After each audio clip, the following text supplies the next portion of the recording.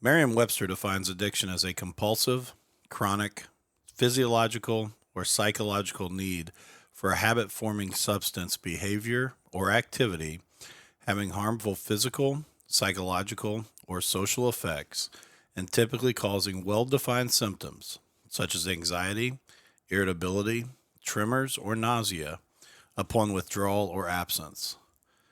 The state of being addicted.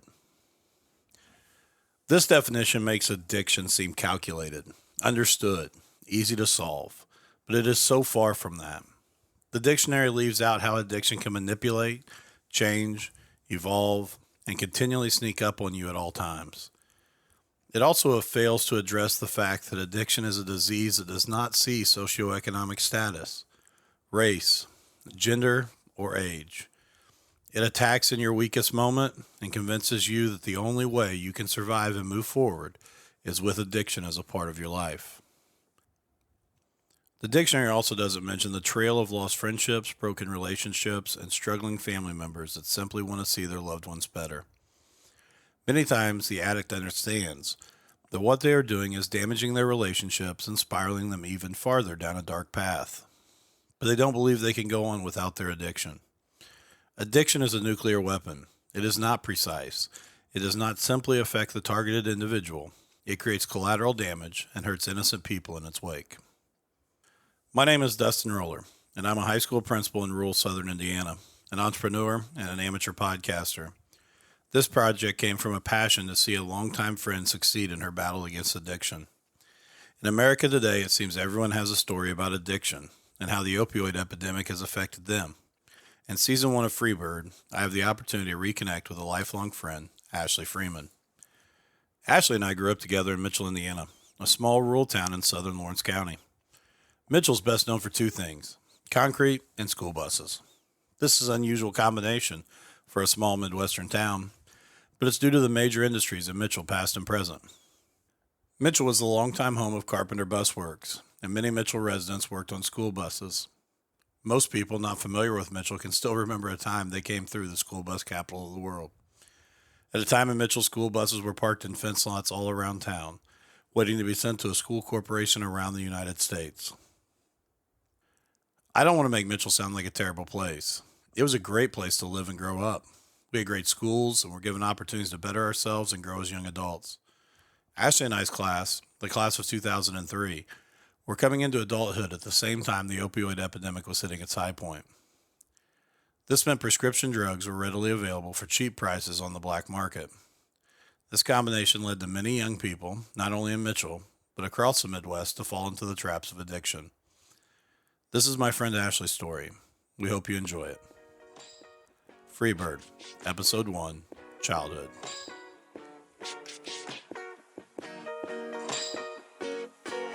So sweet. Go where I want, when I want. I think I'ma go west and I'ma see Arizona. I've been in Georgia. Sun is shining in Florida. I'm a free bird smoking on California and Indiana. Go where I want, when I want. I think I'ma go west and I'ma see Arizona. I've been in Georgia. Sun is shining in Florida. I'm a free bird smoking on California and Indiana. Ashley and I began this project by sitting down together at the Jackson Jennings Community Correction Center in Seymour, Indiana. We talked about doing this project previously in 2019, but Ashley admits that her drinking at that time wouldn't have allowed her to be completely honest as she is today. It has to be divine intervention that's led Ashley and I to be less than 5 miles apart in an area that neither one of us grew up in. I started the conversation by asking Ashley to think back and let me know, how was her childhood? I had a younger brother. I feel like I had a pretty normal childhood. My parents separated when, 5th grade maybe. I was in 5th grade, I think.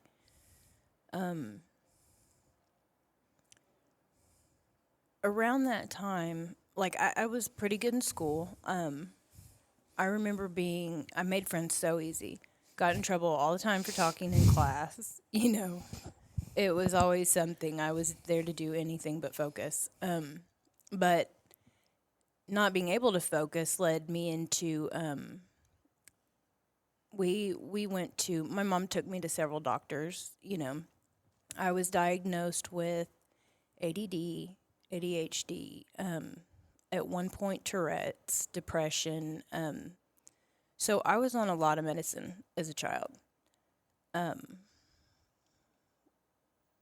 I don't remember a whole lot of the effects of that as a child. I do remember when I tried to stop taking medicine, that was later on. But we grew up in the country. I lived out in the country. My little brother was always camoed out and, doing something in the woods with some kind of weapons. And we would go, to the river with our dad and hang out and play outside. We didn't have all this technology and all this cool stuff that kids have now. I was happy. I remember just being happy. I liked gymnastics, sports, anything I could do. You were an athlete. Yeah. I mean, you were extremely athletic, as I remember it. Cheerleader in middle school? Were you a cheerleader in middle school? Yep. Sixth grade, I started cheering. That's what I thought. Yeah. And I did that all the way up until 11th grade. Okay, because that's what I was going to say, because I remember you talk about gymnastics. I mean, you were one of the most talented when it came to flipping and tumbling and all the things that I have no idea about with cheerleading, but you were one of the most talented, so definitely an athlete. Thank you. Yeah. And so, obviously, growing up in the country, and I also remember as we sat here and talked about you gymnastics and cheerleading, you were a tomboy, though. Yeah, definitely. You I definitely was.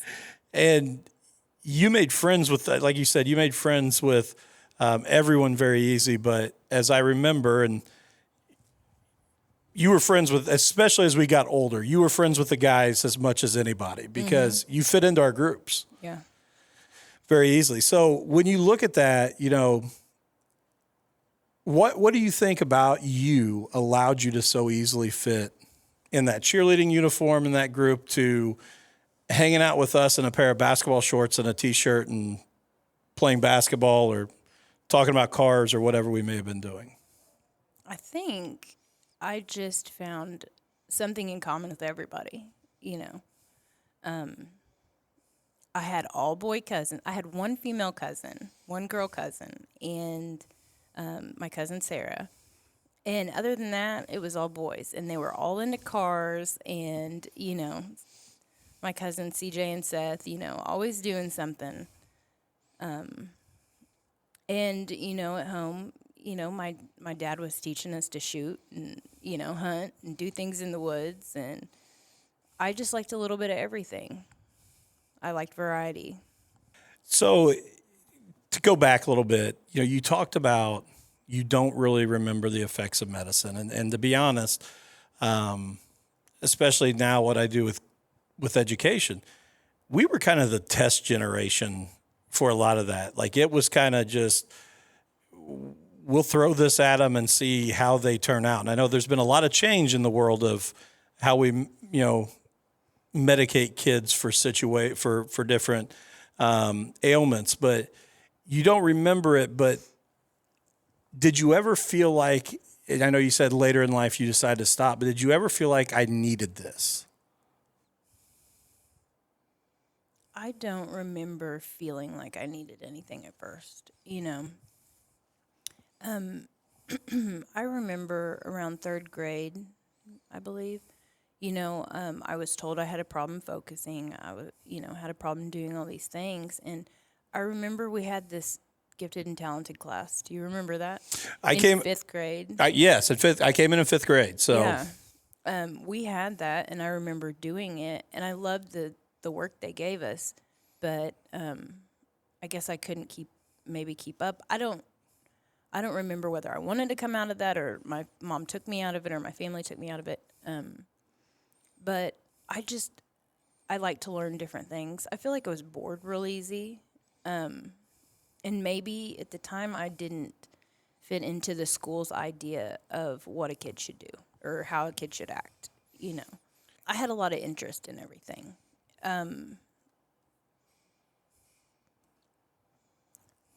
I know that my strong points are not organization. They were definitely not organization.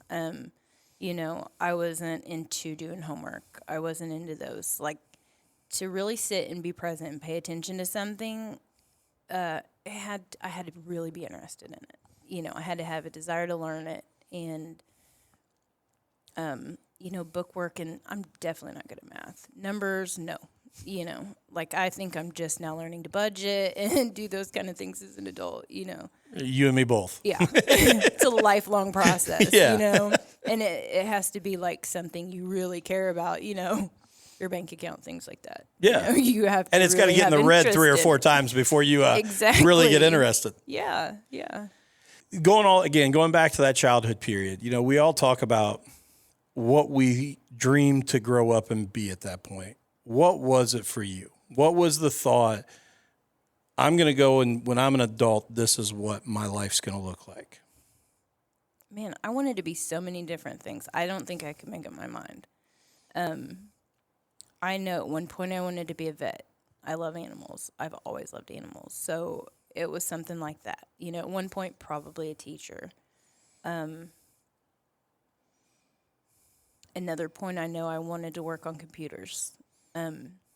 When I was young, I had a great babysitter, Judy Allen, and Judy and Jerry were Bride of Christ Church in Mitchell. And for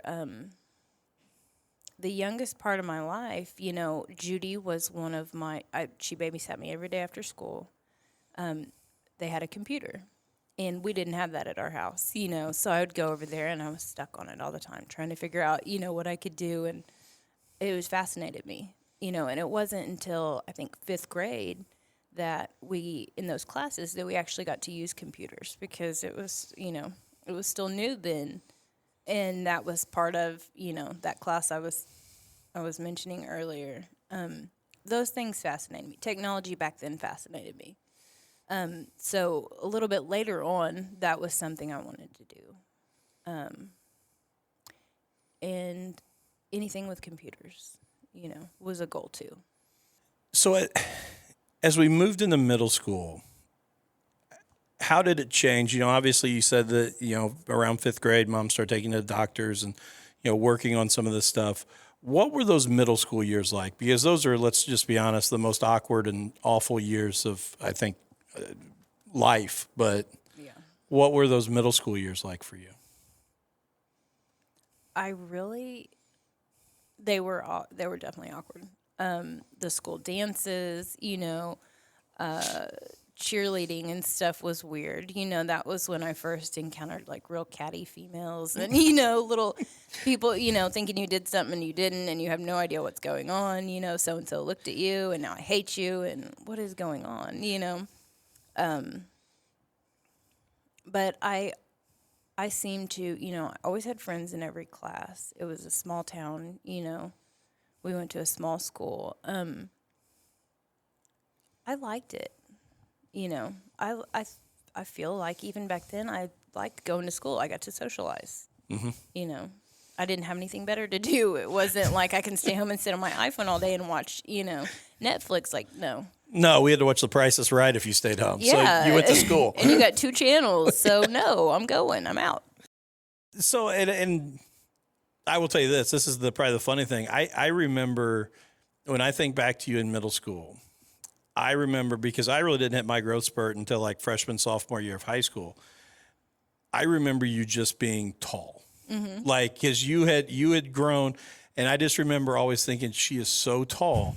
And it was funny when I haven't seen you in years, and when you came in, I gave you a hug. I thought, I am taller than her. Like, and I know that happened when we were younger too, but I still remember you as just being taller than me. And again, an athlete. And so it was funny but I just remember you always being so much taller than me. Mm-hmm. And so I remember that very well. Yeah. It's funny how our memories work like that. It is. There's some people that I think of, and I can only imagine them as a child. Yeah. I don't know what they look like as adults. I remember them then, and that's it. I would agree. And then if I see them as an adult, it like will not connect. It will not compute because that's not who they were. No, in my mind, they're that age. So getting through middle school as we all did, stumbling through and figuring out, but then we move into high school. And what was high school like for you? Like you said, you're still part of the cheer team up until junior year, but what was high school like? How did things start to change in high school? Well, okay. I got my license before the rest of my class. Me and LaToya and Jonathan Pete, we were the oldest kids in our class. You were the bus drivers for everybody. Yeah, that's how it was going to be, And my first car was a Ford Ranger, and I tried a few times to fit more than 4 people in there with me, and it was a stick. So Jennifer Sloan was usually stuck in the middle, and then Elizabeth Suarez, she sat at the window, and sometimes Trista Hughes would jump in the middle, and we drove to lunch like that all the time. That's the other. Can you imagine if they still allowed everyone to leave for open campus lunch like they let us? That was the most insane time ever. I know. Like we terrorized that town for half an hour every day. Yes, and lucky if we came back. Yeah, exactly. So, but that's what I like. You say it right there. That's what I remember of you in high school. Is just always. You were always around all of us. And this is the cool thing, too, I think you'll agree. And it's kind of weird. And obviously now I work at a bigger high school than what we went to. But like I always talk about, I don't remember not liking anyone. Like there were people I had spats with or like you weren't my favorite person. But like especially within our class, there were people I maybe didn't have much in common with. But like we were all pretty tight and close. And like it was good. Like I don't remember anything bad in a way. Me either. Like, and I hear from, because I've gone to the other end of the spectrum since then, full circle with all this. So in my later years and in my addiction, I've made friends with people that I wasn't really friends with in high school. And I've come to realize that a lot of us were just in our own happy world. We had our friends, we had our class, we thought, we were all so close. And then come to find out there's some people that looked at us and they were just like shaking their head, Mm-hmm. But at the time, I didn't see that. Did you? No, again, like I said, because I just thought, like, and I guess I was naive. Me too. I guess I was naive. I guess that's the best way to put it because, like, I say this now, and being on the side I'm on now and seeing and having my eyes open to what some people are going through, I didn't see it. Yeah. Like I thought everything was good. Like I just don't. I don't remember all of the issues and the problems, and I like I said, I was probably naive. I know they were there, but yeah, I didn't focus on it. I guess. Right. It might have just been over here, peripheral. Like I remember some pot use in high school. I don't remember if there was meth use, if there was other things that people around us were going through. I never saw it. Maybe it was the time, maybe it was the town, maybe we were just naive, but I didn't see that. I think, okay, so the first thing I remember trying was weed. That was junior high for me. Yeah. That was junior high for me. But back then, like, I remember thinking that was cool. That was so cool. To me it was. And I think I just liked to do something I wasn't supposed to be doing. It was just because, and I probably didn't even know how to inhale it at the time. I'm sure it took me a while. Like I could get a hold of my parents' cigarettes and smoke a cigarette, but I know I didn't know how to inhale for several years down the road, Yeah. And then you go home and then you wait, you wait till you can do something else. Yeah. So obviously starting that in middle school, but going into high school, I mean, again, like I said, I don't remember you ever being involved in anything like that either. So, I mean, outside of the normal stuff we were all doing. So as we get into high school, what, other than the little bit that we all had to dabble in and try and being kids, where were you putting your energy more? I mean, I know cars. When did you go from the Ranger to the Mustang? That was 10th grade, I think. 11th.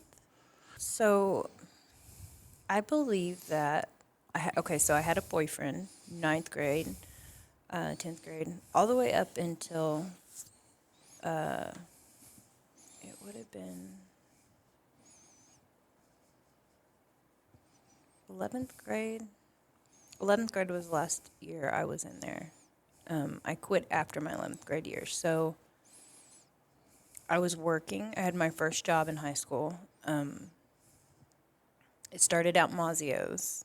It was Mazio's Pizza. And then it went to Backyard Burger. And so I was working to buy my car, working to buy the Ranger that I had, cheerleading, my boyfriend at the time. And that was it for me, mostly. You know, I just stayed in those little things. I stayed busy, but, that's what I remember. And you and I have talked a little bit, so I know a little backstory, but it was kind of just like you were gone. Mm-hmm. So take me through kind of what happened and what led to you making those decisions.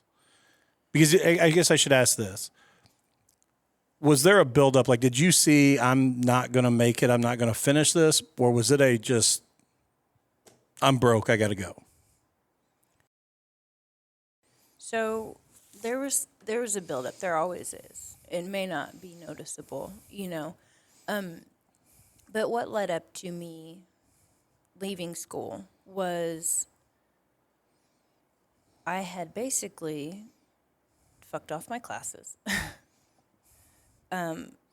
They were telling me that to graduate, I was going to have to take summer school classes or classes at B&L.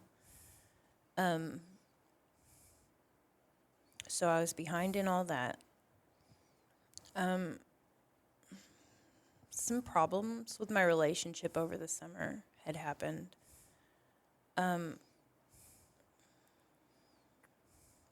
I was that point where I was getting older. That was probably the most freedom I had ever had in my life.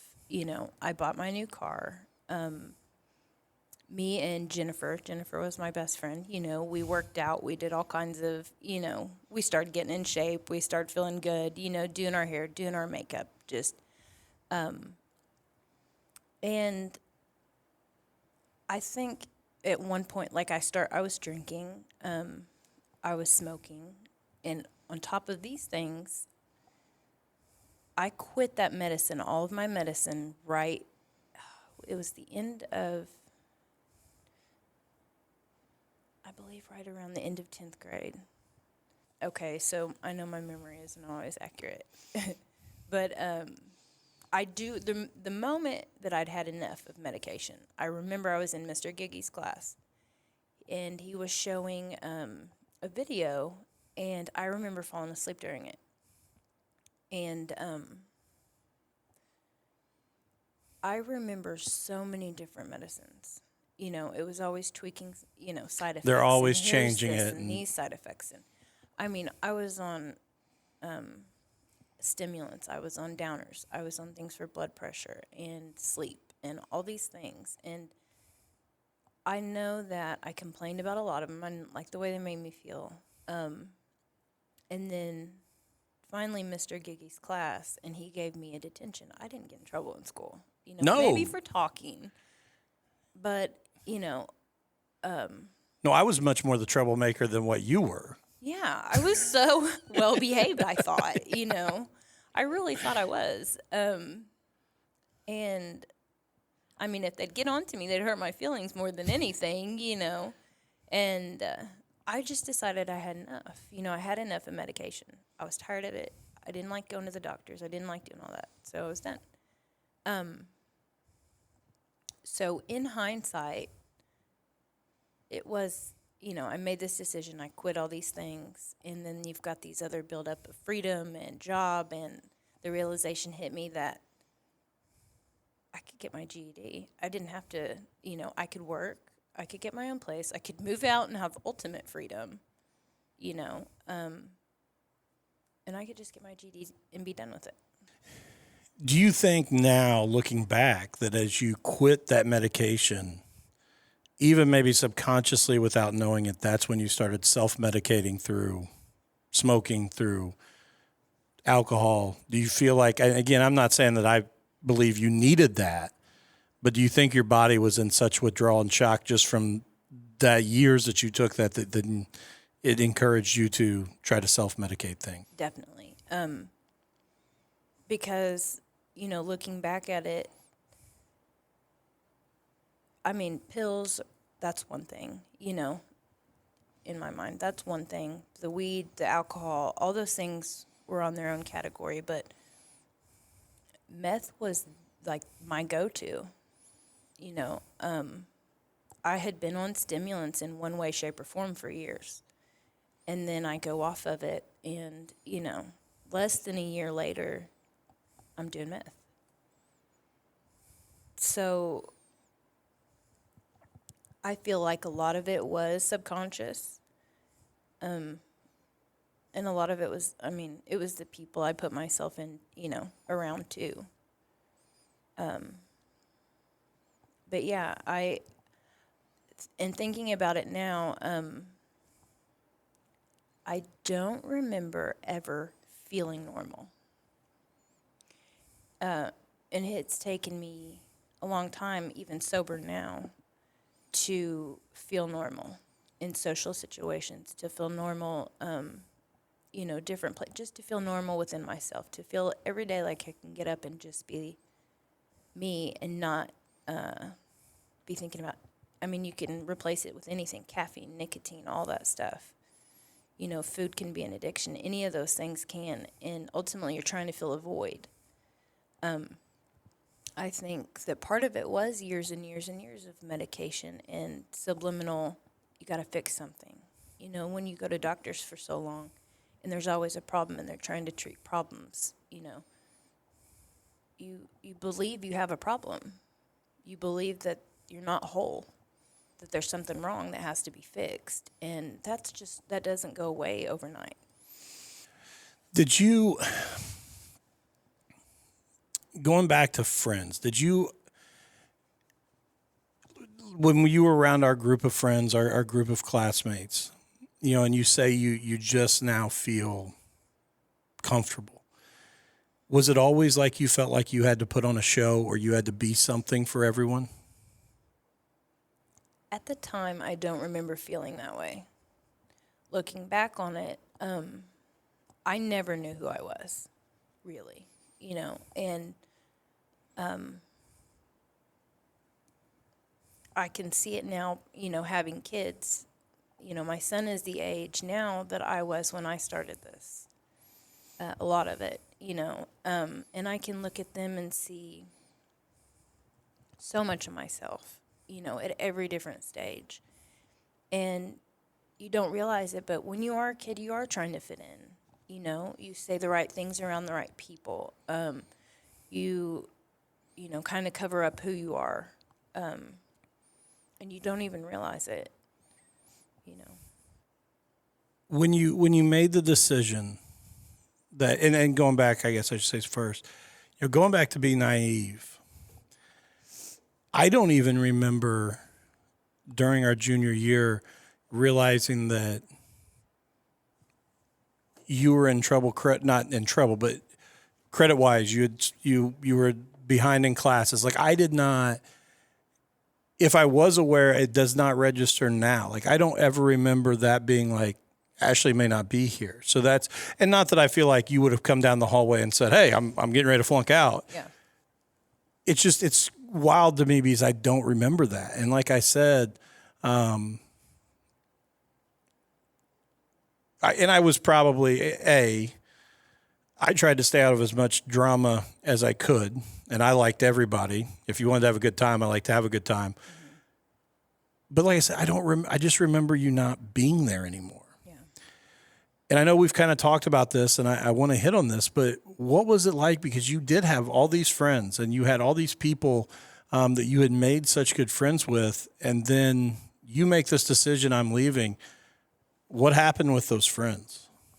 So, it would be the summer before my senior year. We had this senior trip planned, and I don't remember. I remember that summer. So, my boyfriend and I had split up. I was working. I had my car, and I just started making some real bad decisions. I started working at.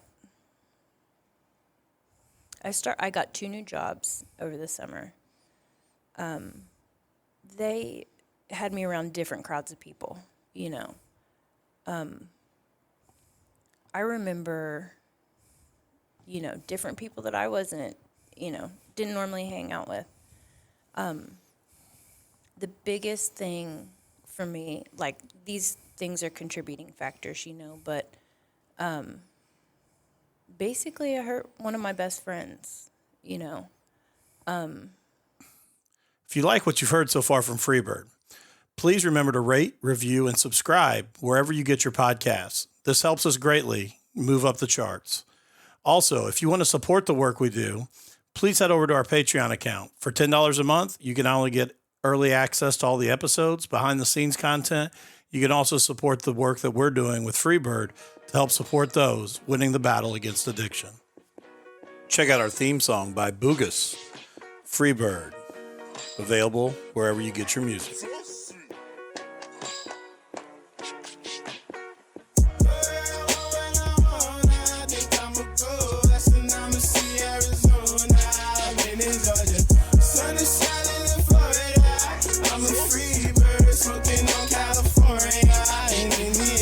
Tryna boom out in Jupiter. Stand still, now you're close to the Lucifer. Got a Colt 45 tryna loosen up. Got a buzz online tryna boost it up. Got a dad and a mom tryna make him proud. Got a bag and a bong tryna bake a pound. I'ma up my ante, touch my Grammy, go with my family down to Miami. No, they can't control my visa.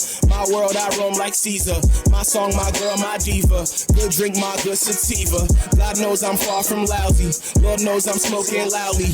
Hot box, I'm riding cloudy. Eyes drop like Ronda Rousey. I think I'ma go. Last night I'ma see Arizona. I've been in Georgia. Sun is shining in Florida. I'm a free bird smoking on California in Indiana. Girl, I think I'ma go. Last night I'ma see Arizona. I've been in Georgia. Sun is shining in Florida.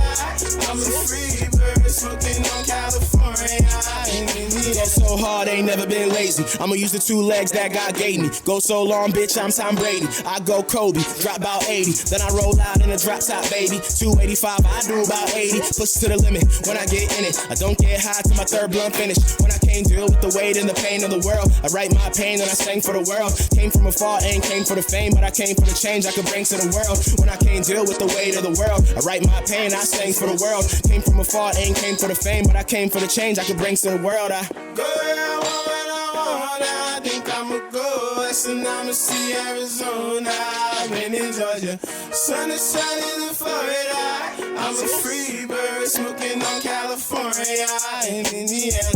Girl, I think I'ma go. Last night I'ma see Arizona. I've been in Georgia. Sun is shining in Florida. I'm a free bird smoking on California in Indiana.